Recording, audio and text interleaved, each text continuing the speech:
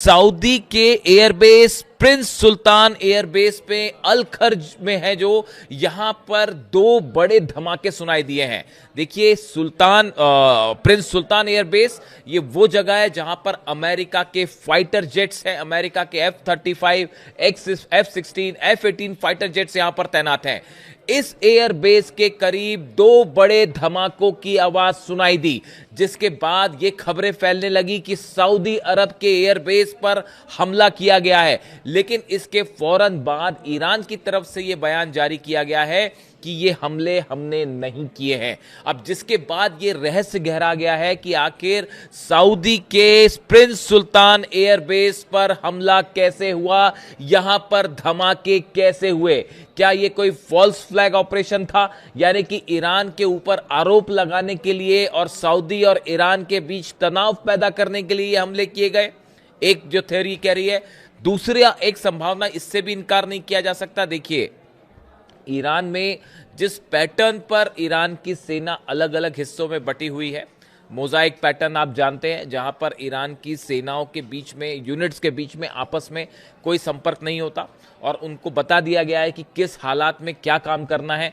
ऐसे में बड़ा सवाल यह भी है कि क्या ईरान की किसी यूनिट ने, जब हमले हुए इजराइल की तरफ से, उसके बाद क्या ईरान की किसी यूनिट ने हमला कर दिया सऊदी के बेस पर? इस तरह के भी अलग अलग दावे हो रहे हैं, लेकिन अभी तक ईरान का ऑफिशियल बयान यह है कि हमारी तरफ से सऊदी के बेस पर किसी तरह का कोई हमला नहीं किया गया। सऊदी में इस समय जितने एयर बेस है, सब पर अलर्ट है, सायरन बज रहे हैं, लोगों को घर में रहने की सलाह दी गई है।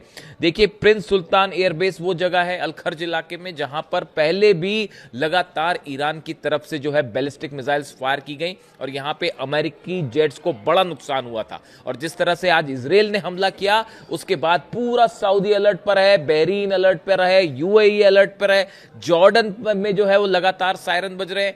सबने अपने एयर स्पेस बंद कर दिए। इस समय जो खबरें आ रही है, सीरिया ने अपना जो है एयर स्पेस बंद कर रखा है, जॉर्डन में एयर स्पेस बंद है, ईरान में तो एयर स्पेस बंद है ही।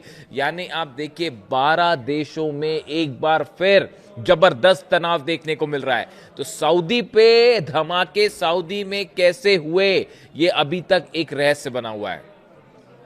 दूसरी अहम खबर इस वक्त की, सुबह से पहले देखिए जो खबरें आई जिस तरह से कि ईरान की तरफ से पहले 20 ballistic missiles, Khyber missiles fire की गई इजराइल के ऊपर।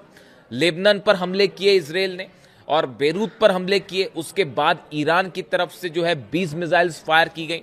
फिर इजराइल की तरफ से जो है वो हमला किया गया और बताया गया कि करीब 15 ठिकाने ऐसे हैं जिस पर हमले किए गए।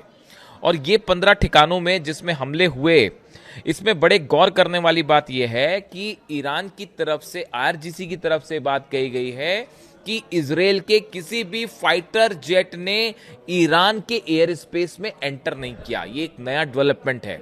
यानी F-16 या F-35 से जो मिसाइल्स फायर की गई, वो ईरान के एयर स्पेस के बाहर से ही फायर की गई। देखिए, ये कैपेबिलिटी है, काफी दूर तक फायर हो सकती है मिसाइल्स। लेकिन इसके अलावा एक बड़ा सवाल यह उठ रहा है कि क्या इन हमलों में अमेरिका की भी भूमिका है? क्या अमेरिका के वॉरशिप से टॉम हॉक या दूसरी मिसाइल्स फायर की गई हैं ईरान के इन 15 ठिकानों पर? देखिए, सुबह सुबह जिस तरह से खबर चली कि डोनाल्ड ट्रंप ने कहा कि मैं अपील करता हूं नेतन्याहू से कि वो हमला ना करें, ईरान ने जो हमला किया उसका जवाब ना दें, इस तरह की बात कही गई। और फिर ये भी बात सामने आई कि भाई नेतन्याहू और ट्रंप जो हैं वो एक मत नहीं है, नेतन्याहू ट्रंप की बात नहीं मान रहे हैं। इस तरह की तमाम खबरें चली। लेकिन जिस पैटर्न पे, जिस तरह से ईरान पर हमले हुए हैं 15 ठिकानों में पिछले 3 से 4 घंटे में, वो ये इशारा कर रहे हैं, ऐसा लगता है कि जो वॉरशिप्स खड़े हुए हैं ईरान के, चाहे वो ओमान की खाड़ी में हो, भूमध्य सागर में हो, इन इलाकों से हो सकता है कि टॉम हॉक मिसाइल्स फायर की गई। भले इसको अमेरिका स्वीकार ना करे, लेकिन ईरान ये मान के चल रहा है कि जो पैटर्न है हम लोग का, ये बिल्कुल उस तरह तरह का है जैसे कि टॉमहॉक मिसाइल्स फायर की गई। देखिए, चाइना और रशिया के सैटेलाइट्स हर चीज़ को बता देते हैं। थोड़ी देर में शायद ये खबर भी सामने आ जाए। हालांकि एक्सियोस के हवाले से ये खबर है कि अमेरिका इन हमलों में शामिल नहीं है। इस तरह की खबरें हैं अमेरिका से, लेकिन ईरान को ये शक है कि अमेरिका भी इन हमलों में शामिल था। ये हमले हो जाते हैं। इसके बाद देखिए, जो सबसे गौर करने वाली बात यह है, ईरान ने अपनी दूसरी वेव भी फायर कर दी है हमलों की। यानी इस वक्त जो है वो ईरान की तरफ से फिर से बड़ी मिसाइलों की लहर जो है वो इजराइल की तरफ छोड़ दी गई है, फायर कर दी गई है, जिसमें बड़ी संख्या में खैबर मिसाइल मानी जा रही हैं। अब देखिए, इजराइल में नुकसान की खबरें। इजराइल में जो मिसाइल्स गिरती हैं, जो नुकसान होता है, वो आप हमेशा से जानते हैं कि तस्वीरें सामने आने में टाइम लगता है, खबरें सामने आने में टाइम लगता है। इसलिए आपको इसके बारे में ज़्यादा डिटेल्स नहीं मिलेंगे। कई मेरे दर्शक ये सवाल पूछ रहे हैं कि भाई इजराइल में तो नुकसान नहीं हुआ, ज़्यादा कोई खबर नहीं आ रही है। आप इंतज़ार कीजिए थोड़ा। मैंने पहले भी इस तरह के दावे किए थे और वो सब के सब सच साबित हुए। और अब जो इंटरनल खबरें हैं इजराइल से, जो अभी अपेरेंटली सामने नहीं है, उनके मुताबिक नेवातिम एयरबेस इजराइल का, उसके ऊपर मिसाइल गिरी है। नेवातिम एयरबेस इसलिए इंपॉर्टेंट है, ये इजराइल के बीर शेबा के पास नेगेव रेगिस्तान में है और यहां पर तमाम अमेरिका के फाइटर जेट्स भी मौजूद होते हैं। F-35, F-16 सब यहां मौजूद होते हैं। तो नेवातिम एयरबेस जो है, इसके ऊपर हमला हुआ है। तेलनॉफ एयरबेस है, ये भी इजराइल का बेहद अहम एयरबेस है। ये रोहवोत इलाके में, शहर में है, मध्य इजराइल में। और बताया जा रहा है कि यहाँ पे सबसे पुराने एयरबेस में से एक है और यहाँ पे लड़ाकू विमान है, हेलीकॉप्टर्स हैं, रडार सिस्टम यहाँ पर लगे हुए हैं तमाम। तो तेलनॉफ एयरबेस के ऊपर भी खैबर मिसाइल गिरी है। दूसरा बड़ा ठिकाना जिसपे इजराइल पर हमले की खबर है, रमत डेविड एयरबेस जो है, उस पर मैं आपको बता चुका हूं पिछले वीडियो में कि जो बीती रात ईरान ने जो मिसाइल फायर की थी, वो सबसे पहले रमत डेविड बेस को निशाना बनाया गया था, क्योंकि यहीं से लेबनान पर हमले हो रहे थे, यहीं से बेरूत पर हमले हो रहे थे, इसीलिए इसको निशाना बनाया गया। लेकिन ये पहली लहर थी। उसके बाद जो दूसरी लहर है, उसमें नेवतिम एयरबेस को निशाना बनाया गया। इसके अलावा जो है मैंने आपको बताया, तेलनॉफ एयरबेस को निशाना बनाया गया। इसके साथ ही जेरूसलम पर बड़े हमले की खबरें आ रही हैं। जेरूसलम के ऊपर मिसाइल्स जो हैं वो लगातार बरस रही हैं। हाइफा में भी मिसाइल्स गिरी हैं। ये नए डेवलपमेंट है। यानी आप देखिए, नेवातिम एयरबेस जल रहा है, तेलनॉफ एयरबेस पर जो है हमला है, रमत डेविड एयरबेस, 3 तो एयरबेस पर हमले हो गए, जेरूसलम पर हमला है, हाइफा में हमले हैं।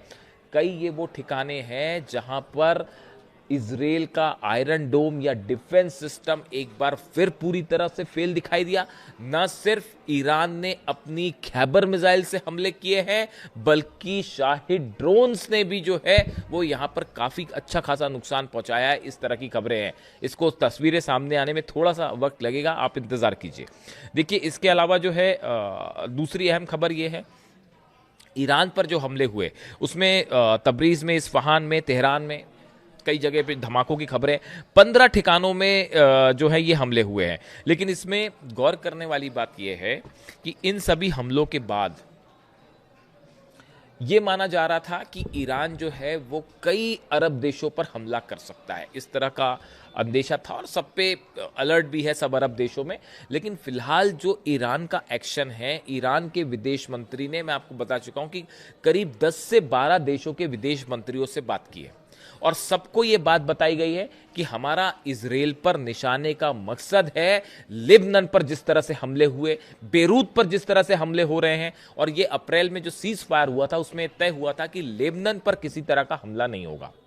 लेकिन इसको लगातार नेतन्याहू ने तोड़ा, इजराइल ने तोड़ा और इसी का बदला लेने के लिए ये हमले किए गए। देखिए, जिस तरह से ईरान ने हमले किए इजराइल पर, उसके बाद जो तस्वीरें लेबनान से आ रही हैं, बेरूत से आ रही हैं, लाखों लोग सड़कों पर जमा हैं और जो है अल्लाहू अकबर के नारे लग रहे हैं, खामनेई जिंदाबाद के नारे लग रहे हैं। ऐसा लगता है पूरा लेबनान इस समय ईरान के साथ खड़ा हुआ है। देखिए, ये इस बात को लेकर आप पहले भी आपने देखा किस तरह से ईरान जो है वो पहले भी लेबनान के लिए जो है इजराइल पर हमला कर चुका है, और इस बार भी जब सीज फायर को तोड़ा गया, लेबनान में हमले हुए, बेरूत में हमले हुए, एक बड़ी ज़मीन जो है लेबनान की जिस पर इस समय IDF इजराइल की फोर्सेस कब्जा करके बैठी हुई है, इसके खिलाफ जब हमले हुए ईरान की तरफ से, तो इसके बाद पूरे लेबनान में खुशी की लहर देखी जा रही है और लाखों लोग इस समय अली खामनेई साहब जिंदाबाद के नारे लगा रहे हैं। अली खामनेई साहब जिंदाबाद के नारे इसलिए क्योंकि उनकी तरफ से हमेशा ये संदेश साफ था कि ईरान लेबनान को कभी अकेला नहीं छोड़ेगा, और ये इसी पॉलिसी को अब मुस्तफा खामेनी भी आगे बढ़ा रहे हैं, और इसीलिए लेबनान में इस समय लाखों लोग सड़कों पे हैं और ईरान के समर्थन में नारे लग रहे हैं, अल्लाह अकबर के नारे लग रहे हैं। ऐसी ही तस्वीरें ईरान से सामने आई हैं। ईरान में करोड़ों लोग बीती रात से लगातार सड़कों पे हैं। उन्हें कोई परवाह नहीं कि अमेरिका की मिसाइल गिरेगी या नहीं गिरेगी, उन्हें इस बात की कोई चिंता नहीं है कि इजराइल की तरफ से हमले होंगे या नहीं होंगे। लाखों लोग, करोड़ों लोग ईरान पे सड़कों पे हैं और वो अपनी सरकार के समर्थन में नारे लगा रहे हैं। मुस्तफा खामेनी सुप्रीम लीडर के समर्थन में, ईरान की सेना के समर्थन में नारे लगा रहे हैं, और ईरान की तरफ से जनता की ये मांग है कि अब निर्णायक लड़ाई होनी चाहिए। इजराइल ने जिस तरह से कत्लेआम मचा रखा है, चाहे लिबनन हो, चाहे गजा हो, फिलिस्तीन हो, इन सब का जिस तरह से ईरान पर हमले हुए, इसका बदला लिया जाना चाहिए। ये मांग है ईरान की जनता की। और ऐसे में एक बार फिर 12 देशों में भयंकर तनाव देखा जा रहा है, और कभी भी ये जो जंग है अभी ईरान और इजराइल के बीच तक दिखाई दे रही है, ये कभी भी एक बड़ा रूप ले सकती है। और इसी बीच सऊदी के धमाके जो हैं वो एक रहस्य बने हुए हैं। आज की रात एक बार फिर ये माना जा रहा है कि मिडिल ईस्ट में जबरदस्त जो है वो जंग देखने को मिलेगी। जो भी अपडेट होगा आप तक पहुंचाऊंगा। Thank you so much.